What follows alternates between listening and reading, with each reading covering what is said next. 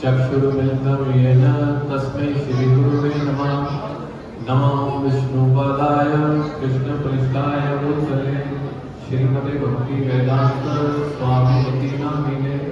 नमस्ते सरस्वते देवे गौरवाणी प्रचारिणे निर्विशेष शून्यवादी पाश्चात्यदेशधारिणे।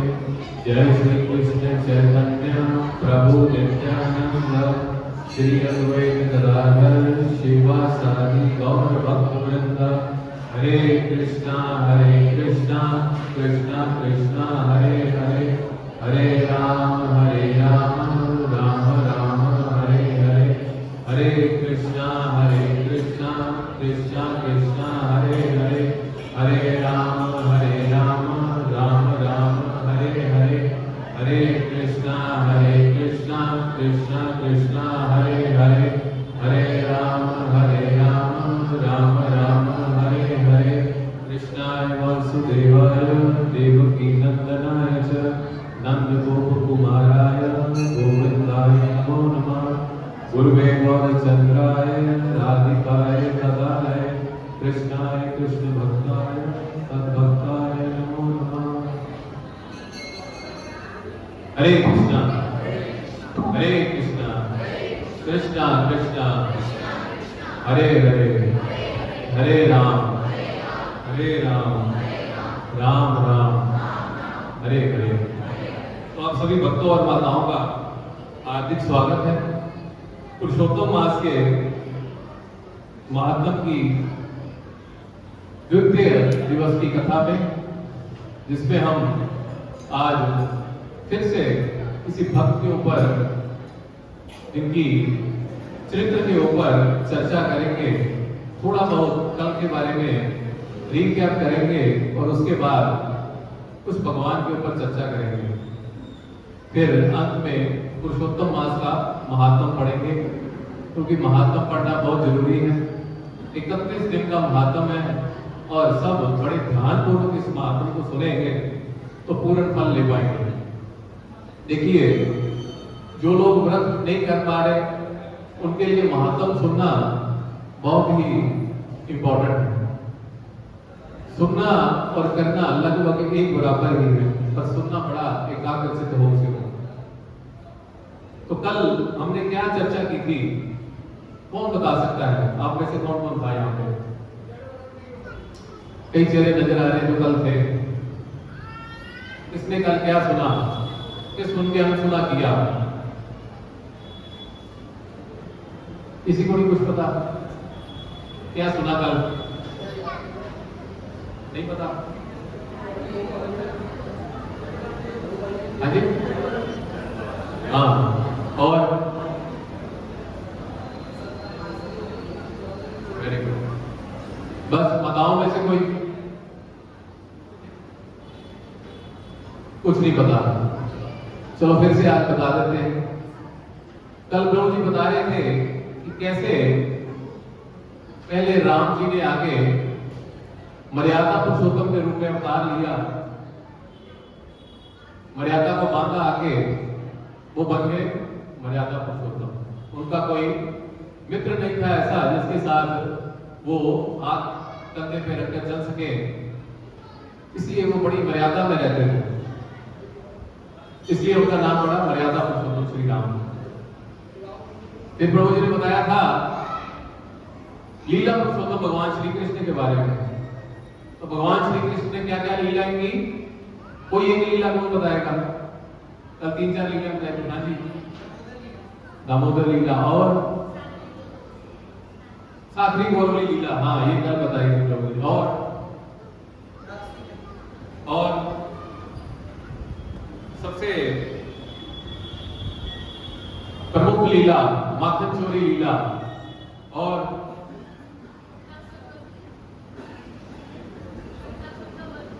वक्त तो बड़े किए थे, लीलाएं कौन सी की? हाँ, चीरहरण लीला, वस्त्र। तो इस तरह से भगवान श्री कृष्ण ने कोई मर्यादा का पालन नहीं किया और लीला पुरुषोत्तम कह रहे हैं। और कलयुग में कौन आया? उनका नाम क्या था? कौन से पुरुषोत्तम कहते थे? प्रेम पुरुषोत्तम। एक भक्त आज आगे निकल रहे हैं, बताएं चुप करके बैठे हुए हैं, जो खास करके आगे बैठे हुए हैं। ऐसा क्यों? देखो, इससे पता चलता है कि हम कथा को कितने ध्यान से श्रवण करते हैं। मैं भी आपके साथ कल यहीं पे बैठा हुआ था जब कथा सुन रहा था। कथा को सुनने का मतलब ये नहीं कि यहां से उठे और गेट निकलते ही सब भूल गए, फिर पैदा कोई नहीं होगा। चित्त का मार्जन नहीं हो पाएगा इस श्रवण करने से। सुनेंगे नहीं तो आचरण नहीं हो पाएगा, और आचरण नहीं हो पाएगा तो भगवान को प्रिय भी नहीं होंगे। हम प्रिय बनना है भगवान का, तो भगवान की जैसे कथा सुनते हैं तो उसके ऊपर पालन भी करना पड़ेगा। यहां से सुन के तो बहुत कुछ गए, पुरुषोत्तम मास के नियम, पर गेट लांघते ही सब भूल गए। कोई एक नियम जो कल प्रभु जी ने बताया, कौन बताएगा? कोई एक नियम। हाँ, सबसे इंपॉर्टेंट जिसके ऊपर बल दिया गया था, सुबह जल्दी उठना ब्रह्म मुहूर्त में। हाँ जी, जप करना और लीला श्रवण करना और चुगली नहीं करना और प्रज्वलन नहीं करना, तुलसी सेवा करना और दान करना। ये सारा कुछ बता सको, इसका मतलब कुछ कुछ याद है, डूज एंड डोंट सब याद है। अच्छा, ये तो करने वाली बातें, और ना करने वाली बातें क्या कहती हैं? अब देखो, अधिक मास है, फल ज्यादा मिल रहा है तो नुकसान भी उतना अधिक मिलेगा। हाँ, वेरी गुड। टीवी ना देखना, देखा था? नहीं देखा। हाँ, वो तो हो गया पॉइंट। तो मेन हमारा ध्यान, हमारी इंद्रियां जो है भगवान की सेवा में लगनी चाहिए। हमारी एक एक इंद्रिय भगवान की सेवा में लगे तो भी इस पुरुषोत्तम मास का फल हम पूर्णता ले सकते हैं। अब साधन भक्ति में एक वैष्णव को 3 कार्य बड़े प्रमुख होते हैं। एक, नाम में रुचि होना, एक तुलसी सेवा करनी, और तीसरी एकादशी निष्ठा। ये 3 निष्ठाएं जो पूर्णतः निभाता है तो समझो पूर्ण रूप से वैष्णव बन गया। 3 निष्ठाएं जिसमें आ गई उसमें ये सारे प्रज्वलन में नहीं आएंगे। जब नाम की महिमा वो जान गया, जो एकादशी रखना शुरू हो गया, वो वैसे ही सतोगुण पर आना शुरू हो जाता है। और जिसने तुलसी माता की सेवा करनी शुरू कर दी तो भक्ति माता उसको ऑटोमेटिकली मिलनी शुरू हो जाती है। भक्ति लेनी है तो तुलसी माता की सेवा करनी बहुत जरूरी है। 3 निष्ठाएं एक भक्त में थी, और उन भक्त का नाम था नामदेव जी। तकरीबन सबने नाम सुना होगा नामदेव जी का। नामदेव जी का नाम ही नाम से पड़ा, क्योंकि उनकी नाम में निष्ठा बहुत थी। उनका नाम ही पड़ गया नामदेव। कल हमने ये भी चर्चा शायद की थी, चारों युगों में जो कलयुग है वो क्या है? नाम हमारा। कलयुग केवल नाम हमारा, सुमिर सुमिर नर। सतयुग वाला ध्यान हम लोग कर नहीं सकते, त्रेता वाले यज्ञ हम लोग कर नहीं सकते।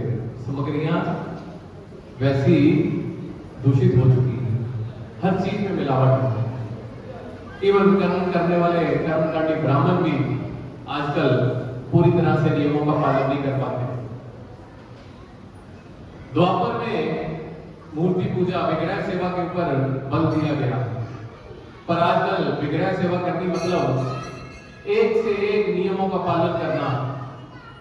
अब बेचारे पुजारियों को पूछो जो यहाँ पे विग्रह सेवा करते हैं, दिन में लगभग 4-5 बार तो उनको नहाना ही पड़ जाता है। फिर तिलक करने द्वादश तिलक करके आल्टर के अंदर जाना और पूरा अंग न्यास करना, 24 मंत्र पढ़ के एक एक अंग को शुद्ध करना, फिर उसके बाद आल्टर में प्रवेश करना, फिर अलग अलग मुद्राएं बना के उस चीजों को शुद्ध करना जो सामग्रियां हम भगवान को भोग अर्पित करते हैं। इतना सरल नहीं है, फिर भी त्रुटियां होती हैं। तो भगवान ने बड़ा सुगम एक मार्ग हमें दे दिया। क्या दिया? नाम का आश्रय लेना। चैतन्य महाप्रभु ने क्या किया?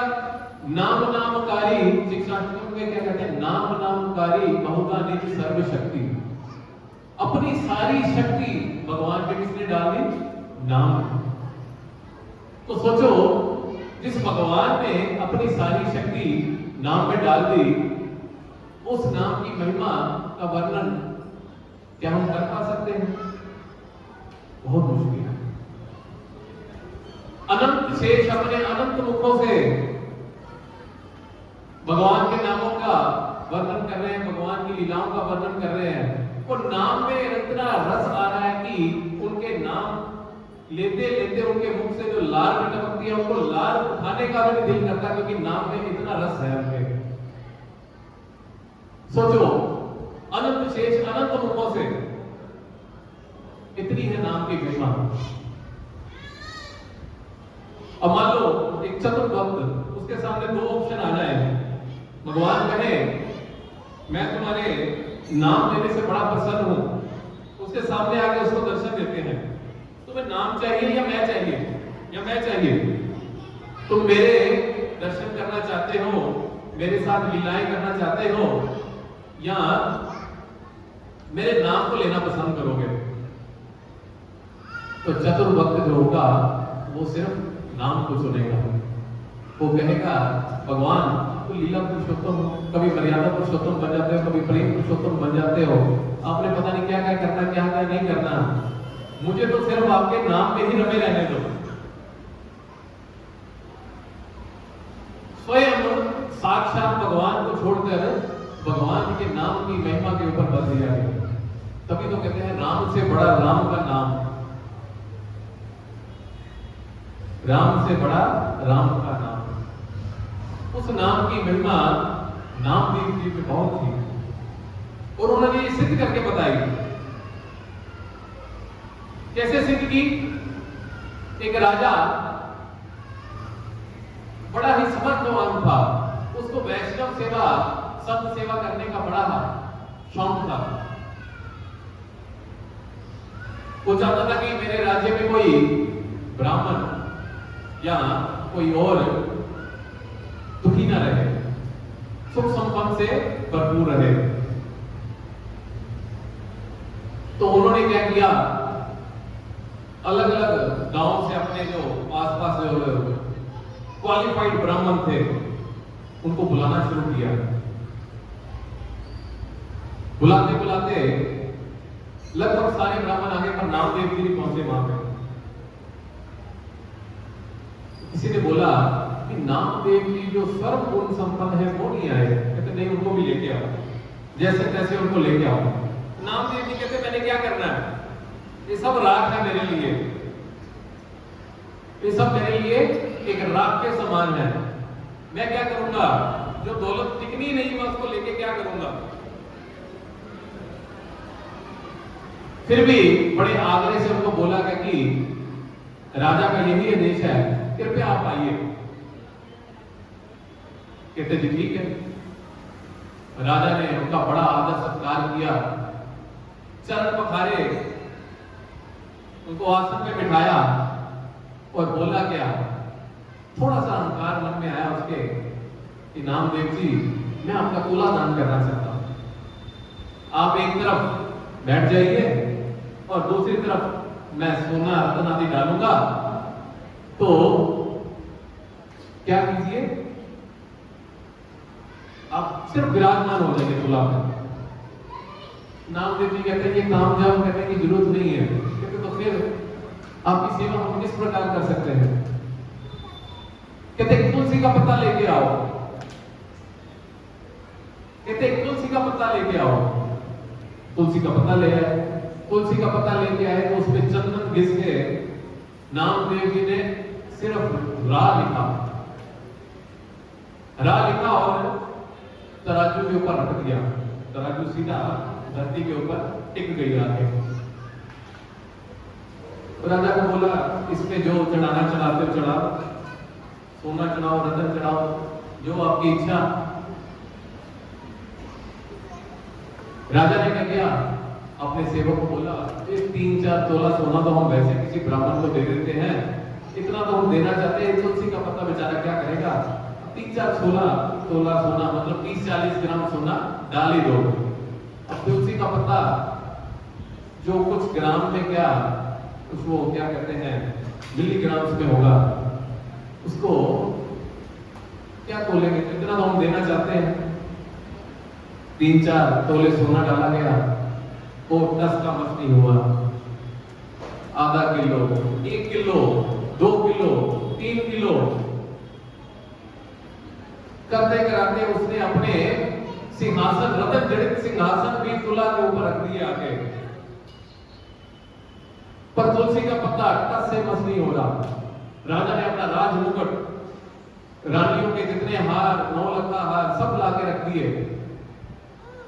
पर तराजू हिल नहीं रही। नामदेव जी से आगे किया, हमसे क्या बोलोगे, कृपया हमारा मार्गदर्शन कीजिए, क्या लीला है प्रभु। कहते पहले तो अभी तुम्हारे पास कुछ शेष बचा? कहता कुछ नहीं बचा, दान देने दो। कहते फिर जितने तुमने दान, पुण्य, यज्ञ ये सारा कुछ किया उसका यहाँ पे संकल्प करके इसको चढ़ा दो। तुमने जितने जिंदगी में अपने पुण्य अर्जित किए हैं उन सबका इकट्ठा करके इसके ऊपर चढ़ा दो। तो पंडित ब्राह्मण को बुलाया गया, संकल्प किया गया, वो सारे उसके ऊपर एक जल लेके छोड़े गए कि शायद ये हिल जाए। सारी जिंदगी के सोचो उसके ने जो पुण्य किए होंगे, जो इतना समर्थवान राजा था उसने क्या नहीं किया होगा, पर वो तराजू टस की मस नहीं हुई। तब नामदेव जी ने उसको बताया कि मैंने सिर्फ अभी इसके ऊपर रा लिखा है, मैंने राम भी पूरा नहीं लिखा, तो तुम्हारे तराजू टस से मच नहीं हिल रहे हैं। तो सोचो अगर मैं राम लिख देता तो क्या होता। वो राजा नामदेव जी के चरणों में गिर पड़ा और उनको क्या किया, नाम की महिमा के बारे में बताया। नामदेव जी ने उनको भक्त बनाया और अपना नाम के बल पर उसको एक अच्छा भक्त बना दिया। ये है नाम की महिमा। वही नाम की महिमा अगर पुरुषोत्तम मास में लेते हैं तो सोचो कितना बेनिफिट होगा उस चीज का। सोच भी नहीं सकते हम, कल्पना भी नहीं कर सकते। नाम में रुचि हमारी होती है, नाम में रुचि होती नहीं है, रुचि आएगी कैसे। यहां पे नामदेव जी ने तुलसी की महिमा के बारे में बताया कि देखो तुलसी की मैं एक पत्ते के ऊपर मैंने रा लिखा बस। और वही तुलसी की अगर हम पूजा अर्चना शुरू करते हैं तो कितना बेनिफिट होगा सोचो। स्कंद पुराण, पद्म पुराण में तुलसी की महिमा भरी पड़ी है। एक बार दर्शन करने मात्र से, एक बार स्पर्श करने मात्र से, एक बार जल देने मात्र से हमें यमराज के जो दूत हैं भयंकर, उनके दर्शन नहीं होते हैं। ये है तुलसी माता की महिमा। नवदह भक्ति में पूरा पूरी विधि बताई गई है कि कैसे तुलसी का अर्चन पूजन किया जाए। इतनी महिमा तुलसी माता की।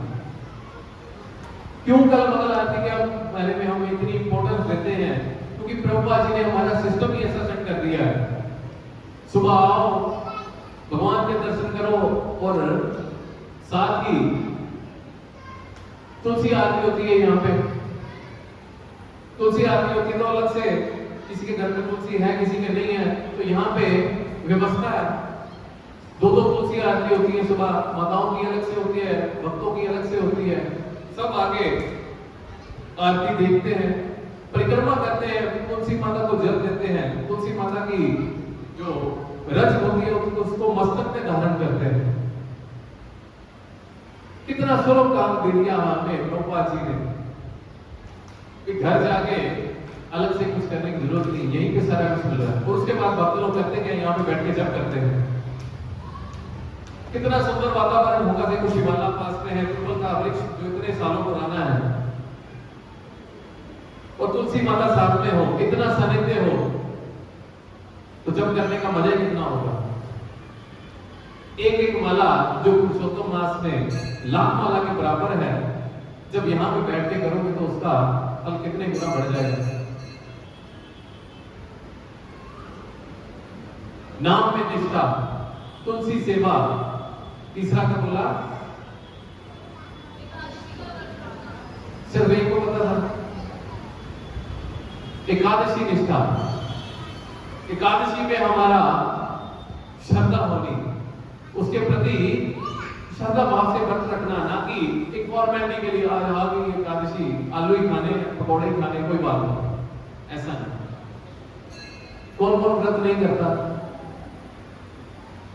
बाकी सब व्रत करते हैं, सब व्रत करते हैं। यहाँ एकादशी का करते हो, लगभग सभी करते हैं। चलो एकादशी की महिमा देखो कितनी है। एक एक महात्मा अगर एकादशी का हम लोग पढ़ते हैं तो उसमें हर एकादशी में कोई ना कोई कथा छिपी होती है, जिसमें हमारी हर समस्या, हर पाप का हल दिया होता है। कोई ऐसा पाप भगवान ने छोड़ा नहीं जिसको एकादशी करने से उसका जो दुष्प्रभाव है वो समाप्त ना हो जाए, और उसके बदले में अनंत गुना फल भी मिलता है। सूर्य ग्रहण में जितने हम व्रत तप जप करते हैं, तो समझो आजकल रोज ही सूर्य ग्रहण चल रहा है, ये पुरुषोत्तम मास ही ऐसा है, ऐसा शास्त्रों में वर्णित है। सूर्य ग्रहण के समय लोग वेट करते हैं कब सूर्य ग्रहण होगा, कब हम गंगा नदी में जाके स्नान करेंगे, ब्राह्मणों को दान देंगे, जितना जब तक तो हो सके करेंगे, तांत्रिक अपने मंत्र लेके बैठ जाते हैं, भक्त लोग कीर्तन करना शुरू कर देते हैं। अब देखो मंदिर में वातावरण कितना अच्छा, सुबह से लेकर शाम तक उनको कीर्तन चलता रहता है, दीपार्पण होते हैं शाम के टाइम। तो जो दिनों की हम वेट करते हैं वो दिन आजकल चल रहे हैं, डेली इनका बेनिफिट है। कुछ भी छोटी से छोटी मंदिर में आके सेवा भी कर ली तो समझो उसका अनंत गुना फल है। और उससे भी ज्यादा इंपॉर्टेंस, कोई धाम में चला जाए, धाम में जाके कोई सेवा करे, धाम में रह के वास करे, वहां पे जाके भजन करे, उसकी तो महिमा मेरे ख्याल से ब्रह्मा जी भी नहीं कह सकते, इतनी महिमा इस मास की। पर प्रभुपाद जी ने अपने सभी मंदिरों को वैकुंठ बताया, किसी वैकुंठ से कम नहीं है इस मंदिर का महत्व। तो प्रतिदिन सुबह शाम मंदिर आओ, ब्रह्म मुहूर्त में आओ, दर्शनार्थी आओ, कोई लेट सवेर होता है, कोई दोपहर को आता है, पर मंदिर जरूर आओ। यहां आके सतोगुण की भावना उत्पन्न होगी, भगवान के चरणों के आगे जब हम दर्शन करते हैं, चरणों से लेके ऊपर तक जाते हैं, तो हमें एक अलग ही अनुभव की अनुभूति होती है। आप में से पता नहीं होती कि नहीं होती, पर कई भक्तों को यहाँ पे बड़ी अनुभूतियां होती है, भगवान के सामने खड़े ही रहते हैं, उनका श्रृंगार ही देखते रहते हैं। भगवान ऐसी ऐसी लीलाएं करते हैं अपने भक्तों के साथ। ऐसे ही एकादशी नामदेव जी क्या करते थे, निर्जला एकादशी, हर एक एकादशी निर्जला। हमें तो साल में एक निर्जला एकादशी आती है, एक महीना पहले से हम सोचने में पड़ जाते हैं निर्जला आने वाली है, अगली एकादशी निर्जला आए। पर इस बार भगवान ने ऐसी कृपा की कि ठंड थी। सुबह जब द्वादशी वाले दिन आ रहे थे, बाकियों का पता नहीं, मेरे को मंगला आरती आते समय जब मैं नहाया तो मेरे को ठंड लग रही थी। पानी बड़ा ठंडा था टैंकी का, आ गई ठंडा। भक्त लोग हंस रहे, इसका मतलब इन्होंने अनुभव किया है। तो मैंने बालकृष्ण प्रभु से पूछा, यहाँ पे अब मंदिर में बुजुर्ग तो वही है, मैं कहा प्रभु जी ऐसी एकादशी कभी देखी? कहते 70 साल से ऊपर मेरी उम्र हो गई, पर ऐसी निर्जला एकादशी नहीं देखी। तो देखो ये भगवान कितनी सुलभ अवस्था देते हैं अपने भक्तों को। कहां इतनी भयंकर गर्मी होती थी, भक्त लोग यहाँ पे आके रात को पाइप लगाते थे, खुद भी नहाते थे, मंदिर को धोने के बहाने खुद ही नहा जाते थे, होता था ऐसा। पर यहाँ भगवान खुद नहलाने, बारिश हो जा रही, रुके ही नहीं, टप टप टप टप चलती रही सारी रात। तो नामदेव जी को ये चिंता नहीं होती थी कि आज गर्मी है सर्दी है, उनकी सारी एकादशियां क्या होती थी? निर्जला। तो एक बार भगवान उनकी एकादशी की परीक्षा लेने के लिए आ गए। पंडरीनाथ भगवान उनके साथ तो बातें करते थे, नामदेव जी के साथ उनके बड़े अद्भुत किस्से हैं। मौका मिला तो इस महीने में उनके किस्से भी सुनाएंगे, कोई जो एक आध किस्सा याद आएगा आज सुना दूंगा। अब एकादशी की परीक्षा लेनी, एकादशी वाले दिन अन्न ना खाते हैं ना किसी को देते हैं, अन्न देना भी किसी को पाप है, क्योंकि द्वादशी वाले दिन ही देना चाहिए। ब्राह्मणों को भी अगर हम कोई दान देते हैं तो द्वादशी वाले दिन ही देते हैं।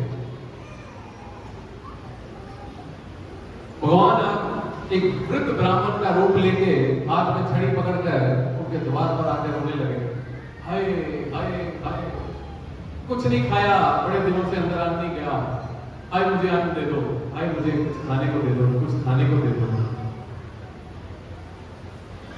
कुछ खाने को दे दो। नामदेव जी तुरंत बाहर आए और ब्राह्मणों में उनकी निष्ठा तो थी सेवा करने की।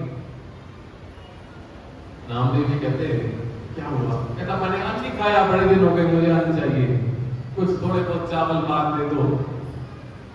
कहते हे ब्राह्मण आज तो एकादशी है, तो कल हम मिल के खाएंगे, आप भी खाना मैं भी खाऊंगा, कल तक जीवित कौन रहेगा? ब्राह्मण कहता पर मैं तो आज दे नहीं सकता नामदेव जी के लिए, आज तो एकादशी है। नहीं मुझे आज नहीं चाहिए। कहते दूध ले लो।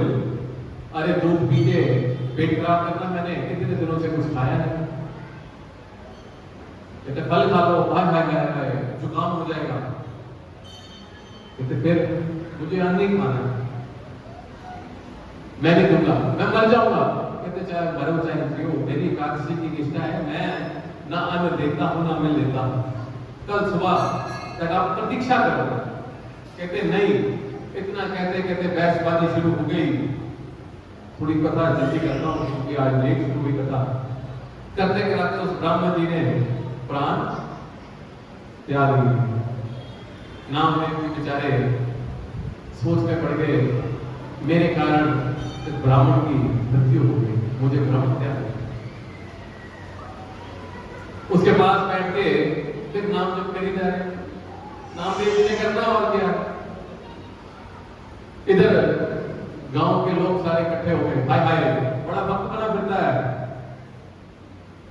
बहुत बड़ा भक्त है, देखो ब्रह्म हत्या लग गई, ब्राह्मण को मार दिया। अब सबने देखा भी ये शव पड़ा है, सच में मर गया। नामदेव जी कहते क्या करें, तुम्हें भी मरना पड़ेगा। कहते ठीक है फिर, जैसी हरी इच्छा, जैसे पंडरीनाथ की इच्छा। सुबह चिता सजाई गई। इस जगन्नाथ मंदिर सुभद्रा मैया की, श्री गौराधा कृष्ण भगवान की। तो सुबह चिता सजाई गई, ऊपर नामदेव जी बैठ गए। नामदेव जी बैठ गए तो जब चिता की अग्नि लगाई गई तो नीचे से जब सेक लगा तो पंडरीनाथ जो भगवान ब्राह्मण का रूप लेके आए थे उठ के खड़े हो गए। तो नामदेव जी से इतना प्रसन्न हुए, कहते नामदेव मैं तुम्हारी एकादश निष्ठा पे कलाकारी हूं, धन्य हो तुम, ऐसी निष्ठा मैंने अपने किसी भक्त में नहीं देखी, जिसने अपनी जान की परवाह किए बिना। अब हम लोग कॉम्प्रोमाइज कर जाते हैं, कभी कभी द्वादशी वाले दिन के लिए अन्न खरीदना पड़ता है, हम कहते हैं हमने व्रत रखा है, कोई बात नहीं, हमने तो कल ही खाना, आज तो वस्तुएं ले आए। आज किसी कोई घर में मेहमान आ गया, खिला देते हैं, मेहमान ही तो है, उनके घर में तो साक्षात भगवान आ गए। देखो जिसके घर में साक्षात भगवान आ गए, उन्होंने उनको भी अन्न दिया खाने को, और हम लोग कॉम्प्रोमाइज कर जाते हैं, करते कि नहीं करते? जगत गुरु श्रीला प्रभुपाद की किसी का नहीं पता, पर हमारे घर में ऐसी बड़ी प्रॉब्लम होती है। कई बार गेस्ट मुंबई से आए तो आते भी एकादशी वाले दिन थे, जब हमने सबने व्रत रखा होता था, उनसे पूछो कि आज क्या खाओगे, हमारे घर तो ये बना, उनका मेन्यू आ जाता, हम आज ये सब्जी खाएंगे, ये खाएंगे, वो खाएंगे, मत्ता क्या ना करता, कभी ना कभी थोड़ा बहुत फिर कॉम्प्रोमाइज करते थे। फिर जब भाई की किचन अलग से बन गई तो फिर उनको आगे कहते थे कि आज तुम बड़े भाई के जाके ऊपर रसोई में जाके खाओ, हाथ जोड़ कर विनती करनी पड़ती थी। वो भी फिर उन्होंने एक बार, दो बार, तीन बार, उनको पता चला भी एकादशी वाले दिन तो ना खाते हैं ना खिलाते हैं ऐसा, तो खुद ही फिर वो ऊपर चले जाते थे जहां पे अन्न बनता था। तो नामदेव जी ने सिद्ध किया कि चाहे जैसी मर्जी परिस्थिति आ जाए, आपके सामने भगवान भी आ जाए, पर आपकी एकादशी निष्ठा छूटनी नहीं चाहिए। जब ऐसी निष्ठा हमारी बन जाएगी भगवान के प्रति, तो भक्ति भी बढ़ेगी और भगवान की लीला के दर्शन भी होंगे। कभी कभी कहते हैं ना, इतनी माला कर ली, कुछ नजर नहीं आया, कुछ चमत्कार नहीं नजर आया। उन भक्तों से पूछो जो चमत्कार देखते थे। जगन्नाथ जी इस कलयुग में ऐसे अवतार हैं जिन्होंने इतनी लीलाएं की अपने भक्तों के साथ। स्वयं भगवान श्री कृष्ण ने ऐसी ऐसी लीलाएं कलयुग में करके दिखाई हैं, जिनके चरित्र हम लोग वर्तमान में पढ़ते हैं।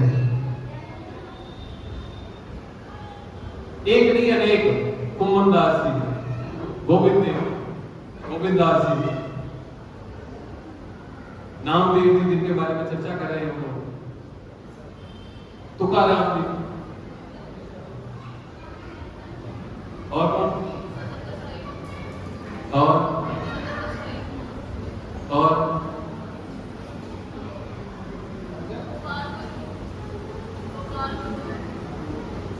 छठ गोस्वामी, हमारे सनातन गोस्वामी के साथ सीधा सीधा बातें होती थी मदन मोहन जी की। ऐसी ऐसी लीलाएं भगवान करते थे। एक बार ऐसे ही नामदेव जी के बारे में एक कथा याद आ गई, सुना देता हूं, छोटी सी कथा, उसके बाद फिर महात्मा पढ़ेंगे। पंडरीनाथ जी नामदेव जी से सीधी बातें करते थे। नामदेव जी की माता जी के हाथ की पूड़ियां खाने का मन कर पड़ा, किसका? पंडरीनाथ जी का। पूरी को महाराष्ट्र की लैंग्वेज में कुछ कहते हैं, मुझे को याद नहीं आ रहा। तो नामदेव जी से भगवान कहते मेरा दिल बड़ा करता है खाने का। कहता जय जय प्रभु, आओ, आपको कौन रोकता है? कहते रोज सुबह से लेके शाम तक देखो हजारों नहीं लाखों भक्त मेरा दर्शन करते आगे, तो मैं क्या करूं? कहते तो इसका कोई हल भी तो आप निकालोगे, अगर समस्या आ गई तो ऐसा करो भगवान पंडरीनाथ जी, हे विठलनाथ जी, थोड़ा सा ना समय निकालो, जैसे शयन आरती के बाद आ जाओ, या दोपहर को जब शयन होता है आपका, रात को आरती के बाद तब आ जाओ। कहते नहीं, मेरा दिल करता मैं पूरा दिन सुबह मंगला आरती से लेके अगले दिन मंगला आरती तक तुम्हारे घर पे जाके रहूंगा। कहता प्रभु इससे बढ़िया बात क्या हो सकती है? आप चाहो और वो काम ना हो, मैं बताओ क्या सेवा कर सकता हूं आपकी? कहते चलो मैं देखता हूं, सोचता हूं, बताता हूं तुम्हें, कल आना। नामदेव जी बड़ी उत्सुकता के साथ अगले दिन भगवान के पास गए। भगवान को बोलते हैं जाके, जय जय सरकार, क्या हुक्म है? बातें जिनकी सीधी होती है वो ऐसी बातें करते हैं भगवान के साथ, जय जय। कहते देखो आज रात शयन के बाद मैं चाहता हूं तुम्हारे घर जाना, और अगले दिन की जो मंगला आरती होगी उस समय मैं वापस आऊंगा। तब तक तुम्हें करना कुछ नहीं, सिर्फ ऐसे करके खड़े हो जाओ। भगवान का स्वरूप वहां पे ऐसे ही है ना, ऐसे करके खड़ा होना, कुछ इतना करने की बात ही नहीं है। कहते और क्या? सुबह जब भोग लगाएंगे मंगला को में, मंगला भोग वहां पे पता कैसा लगता है? माखन में मिश्री चूरा करके डालते हैं और भगवान के मुंह के ऊपर मल देते हैं, यही होता है ऐसे। वहां का मंगला भोग ऐसा है। कहते बस ऐसा करेंगे। अब वो माखन भी जो होगा शुद्ध देसी गाय का, वेद रचना गाय का माखन निकला, और तो बस जीप मत ऐसे कर देना, ऐसे मत कर देना, इतना ही काम है, और क्या करना है? कहता ठीक है प्रभु, ये तो कंट्रोल कर लूंगा, हिलना जुलना भी नहीं। कहते ठीक है। कहते उसके बाद पुजारी कपड़े उतारेंगे, सारे उतार देंगे, ये मत कहना ये रहने दो, उन्होंने स्नान कराना तुम्हें। कहता ठीक है सरकार, ये भी मान्य है, आप घर तो जाओगे ना मेरे? कहते हाँ बस ठीक। अब सोचो जो ऐसे खड़ा रहे, हिलना जुलना नहीं, उसके कपड़े भी उतार देने, उसकी अंग की मालिश भी होनी, स्नान भी होना। अब भगवान ने रूप भी ऐसा दिया नामदेव जी को अपने जैसा, किसी को शक भी ना पड़े। तो नामदेव जी ने सारा कुछ स्वीकार किया। इतनी निष्ठा, सारा दिन खड़े, और हम भगवान के सामने नहीं खड़े रह सकते सारा दिन। भगवान सारा दिन खड़े रहते हैं, हमें दर्शन देते रहते हैं। कहते जितने बड़े भगवान उतने कम सोते हैं। पंडरीनाथ जी भी रात को देर तक दर्शन खोले रहते होंगे, ऐसा ही होता है वहां पे। जैसे जगन्नाथ जी में मैं एक कथा सुन रहा था, उसमें बताते जगन्नाथ जी सुबह एक बार सुबह 4 बजे शयन आरती हुई जगन्नाथ जी की। रात को 12-1 बजे तक तो मैंने वहां पे देखी हुई है, प्रभु जी के साथ हमने देखी हुई है 12-1 बजे वहां पे शयन आरती। तो सुबह 4 बजे तो बंदा अचंभा ही हो जाता है। सुबह 4 बजे कहते सोएंगे कब, जागेंगे कब? वो कहते 4 बजे इनकी शयन आरती हो रही है, 4:30-5 बजे गीत गाने वाले आ जाएंगे जो उनके रूटीन वाले होते हैं, बस इनको भगवान फिर उठा देंगे। इतनी सी नींद ही लगते हैं हमारे जगन्नाथ, इतना प्रेम है उनका। पंडरीनाथ जी की भी सेवा वहां पे ऐसी चलती है। तो नामदेव जी के घर में पंडरीनाथ भगवान आनंद ले रहे हैं अलग अलग व्यंजनों का। और शाम के समय जैसे यहाँ पे गौर आरती होती है ना, पंडरीनाथ जी भी नामदेव जी का रूप लेके चले गए वहां पे। आरती में चले गए, अपनी आरती भगवान स्वयं देख रहे हैं। कौन सामने खड़ा है? नामदेव जी। और नामदेव जी के ऊपर रूप कैसा चढ़ा हुआ है? पंडरीनाथ जी का। सोचो, भक्त और भगवान में भेद तक खत्म कर दिया भगवान ने। ऐसी ऐसी लीलाएं भगवान करते हैं। भगवान कितने दयालु, कितने करुणामय होंगे। तभी तो कहते हैं ये जो हमारे शास्त्रों में सारूप्य मुक्ति लिखी हुई है, कोई ऐसे नहीं है मन गढ़ंत तरह से शास्त्र बन गए। सारूप्य मुक्ति का मतलब ही यही है, भगवान जैसा रूप मिल जाना। हम लोग ऐसी लीलाओं को शंका करते हैं, पर भगवान ऐसी लीलाएं करके दिखाते हैं। तो ज्यादा दूर क्या कलयुग की बात तो है। एक नहीं अनेक लीलाएं हैं नामदेव जी के बारे में।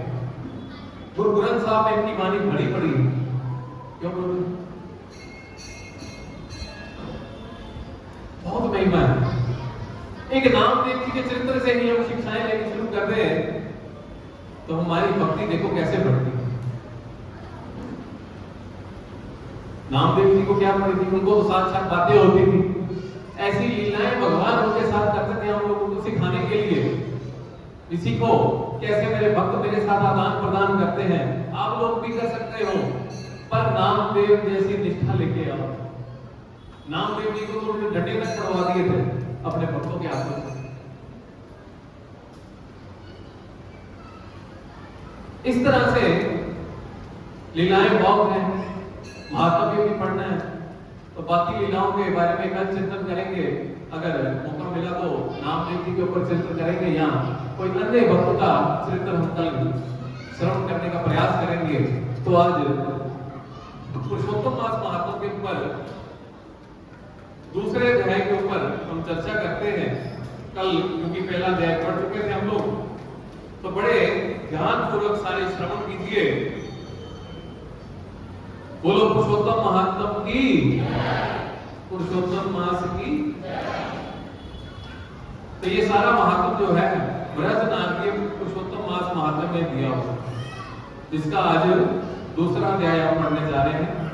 नारद मुनि का भगवान नारायण से परोपकार के लिए प्रश्न करना। तो कल भी हमने देखा था कि सुना था कि ये सारा कुछ जो हो रहा है हम जीवों के कल्याण के लिए सारे काम हो रहे हैं। सुना था कि नहीं सुना था? बस आज फिर वही है, नारद मुनि का भगवान नारायण से परोपकार के लिए प्रश्न करना। सूत जी बोले, हे मुनिगण, राजा परीक्षित ने श्री शुकदेव जी से पुत्र श्रीमद् भागवत की कथा, भागवत की मोक्ष दिलाने वाली परम सुंदर कथा को सुना और मुक्ति प्राप्त कर ली। ये सब तो पता है, 7 दिनों में उन्होंने कथा सुनी और भगवान के धाम चले गए। उसी कथा का श्रवण कर मैं यहाँ आप लोगों के निकट आया हूं। ये सुन ऋषि बोले, हे सूत जी, आप अन्य सभी कथाओं को छोड़कर हमें वेद व्यास जी के श्रीमुख से सुनी हुई पवित्र कथा को ही सुनाने की कृपा करें। सूत जी बोले, ऋषियों, मैं आपको श्री व्यास जी से सुनी उस कथा को सुनाता हूँ। एक समय श्री नारद जी भगवान नारायण के निवास स्थल पर पहुंचे। नारद जी ने भगवान नारायण को साष्टांग दंडवत कर देवों का देव नारायण की हाथ जोड़कर स्तुति की और कहा, सरितपते, आप सत्यव्रती हो, आप ही सत्य और सत्य का सार रूप सत्य से उत्पन्न हो। कुटुंब और मोह में फंसे रहने वालों के लिए मुझको कोई ऐसा विचार बतलाइए जिससे मेरा और उन असक्त प्राणियों का उपकार हो सके। मैं आपके श्री मुख से श्रवण करने की इच्छा से ब्रह्मलोक से यहाँ आया हूँ। ये कौन कह रहे हैं?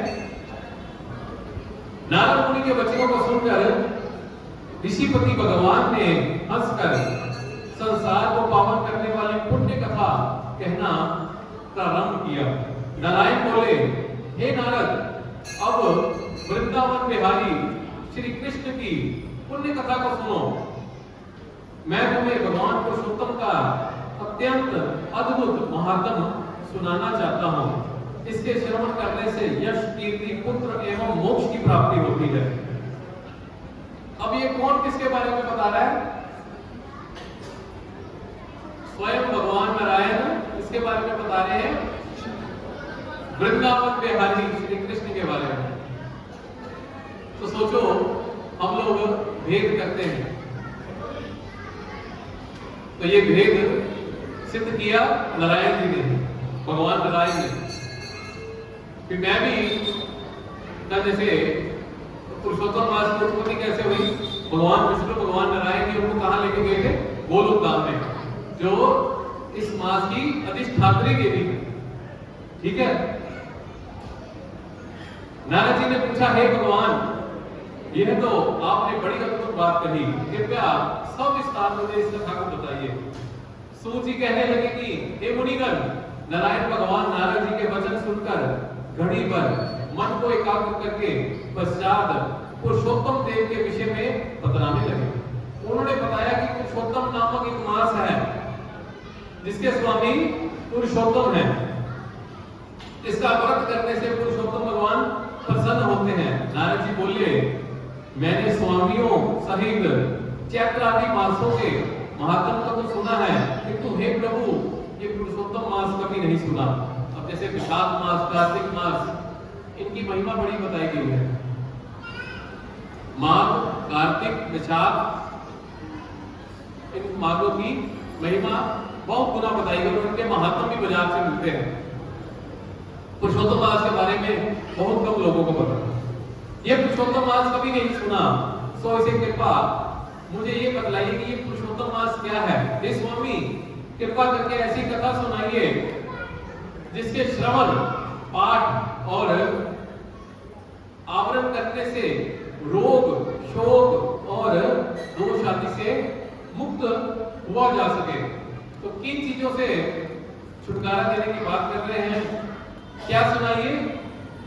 श्रवण और पाठ करने से, जिसका कानों से श्रवण करने से, मुख से पाठ करने से और आवरण करने से शोक और दोष आदि से मुक्त हुआ जा सके। शोक और दोषों से मुक्त करने के लिए क्या है? ये महात्म। प्रश्न ही ऐसे कर रहे हैं जो हमारे कल्याण के लिए हो। सूत जी कहने लगे, नारद जी के इस प्रकार वचन सुनकर नारायण मधुर स्वर में बोले। क्या बोले वो हम कल चर्चा करेंगे तीसरे अध्याय। तो आज दूसरे अध्याय का यही समापन होता है। श्री बृहदारण्यक पुरुषोत्तम मास महात्म दूसरा अध्याय समाप्त। बोलो पुरुषोत्तम मास की, बोलो पुरुषोत्तम महात्म की, बोलो लीला पुरुषोत्तम भगवान की, बोलो मर्यादा पुरुषोत्तम भगवान की, बोलो प्रेम पुरुषोत्तम भगवान की। तो आज की कथा में से 3 बातों के ऊपर चर्चा की हमने, और 3 बातें अब कथा सुनने के बाद पूछ रहा हूं। अभी कल नहीं पूछूंगा। हाथ खड़ा करके बताओ जिसको कोई एक याद है, कोई एक याद है। इधर किसी को नहीं पता? कोई नहीं पता? हाथ खड़ा करो ना। कौन सी निष्ठा बताई गई पहले? हाँ हाँ जी प्रभु जी। हाँ हाँ, वेरी गुड। तो अब तीनों के ऊपर निष्ठा कौन बना के रखेगा? वो हाथ खड़ा करो।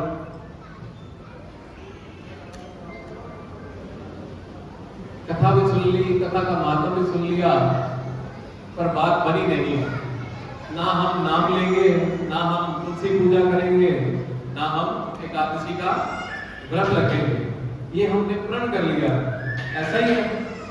किसने किसने प्रण कर लिया है हम तीनों चीजें नहीं करेंगे? सबने किया है। किया था, क्योंकि हाथ ही कोई नहीं खड़ा कर रहा।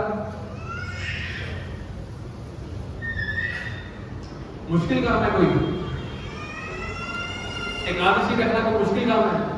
अरे हम नवरात्रे रखते हैं, तो नवरात्रे में जो व्रत का पालन करना वही तो होता है, वही खाना पीना होता है।